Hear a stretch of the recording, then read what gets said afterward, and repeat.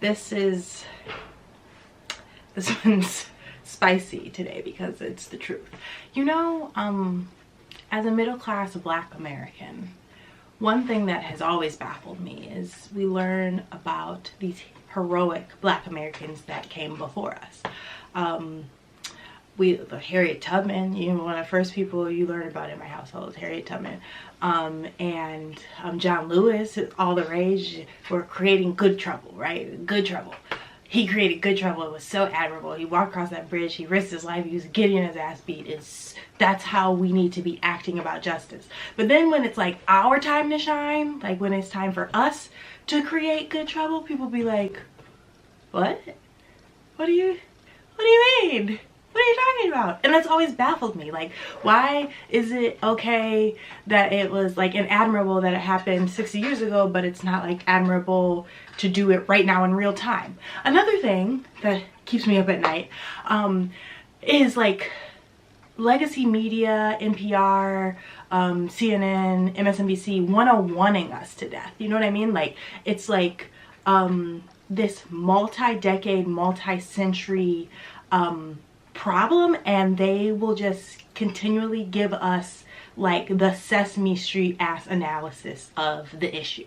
And I'm like, if Illinois can figure out how to find me 20 days after I pass a censor to give me a $2.50 ticket, certainly the multi-million-dollar conglomerate that is legacy media can come up with a way to layer the issue so that people are getting a more deeper and more contextualized analysis of a problem instead of just giving us the bare booty ass minimum of any issue they ever talk about. It's so frustrating, and for so long I'd be feeling like I'm in the Twilight Zone, but then I read One Day Everyone Will Have Been Against This by Omar El-Akkad, and it knocked my socks off. Gotta verbatim this one because it goes too crazy. There's a model of self-perception among some journalists that view the world as a playing field and the reporter as some combination of referee, scorekeeper, and play-by-play announcer. It's a model that seeks to assign agency while maintaining the veneer of both neutrality and objectivity. If there's a foul, the referee will call it, regardless of which team is responsible. The announcer will tell you what happened. The scorekeeper will tell you the results. No favor, no bias. One can see the consequences of this kind of model most frequently in political coverage, where the chief concern of so many stories is not the substance or the policy proposal, but the way it moves the polls. It's a bizarre, destructive form of pragmatism, the jettisoning of moral or even analytical faculties in favor of near Machiavellian view of the world. How long a society can function under such a journalistic model before deteriorating into something unsalvageable is an open question. But the entire notion of reporter as referee, announcer, scorekeeper, even if it has any merit, requires the game on the field to be played in accordance with some set of rules. It has no capacity to deal with players who kneecap their opponents in the locker room, who have no interest in the rules or even the game itself. A deranged Republican talking point presented with at best mild rebuke because there are only two major political parties in America, and one of them just happens to be populated with the sort of people who muse about whether wildfires are caused by Jewish space lasers. But this is centrism. This is the high-minded middle ground. The only serious nuanced position in such circles is to plant oneself firmly halfway between what is assumed to be the standard left and the standard right. Should one party propose stripping immigrants of all rights and the other propose stripping them of only some rights, the intellectually rigorous thing to do is to consider what's best is to strip immigrants of most rights. To compromise.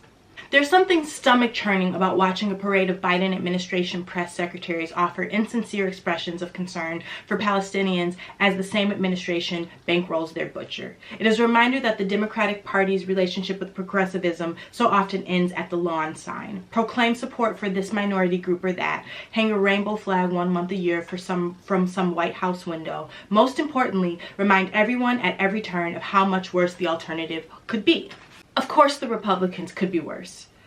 What the mainstream Democrat seems incapable of accepting is that, for an even remotely functioning conscience, there exists a point beyond which relative harm can no longer offset absolute evil. For a lot of people, genocide is that point.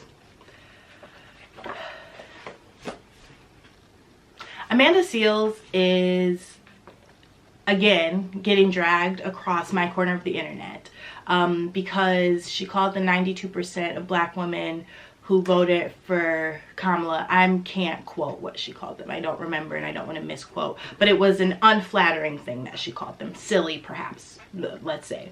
And people are saying that she never supports black women and she's anti-black and whatever.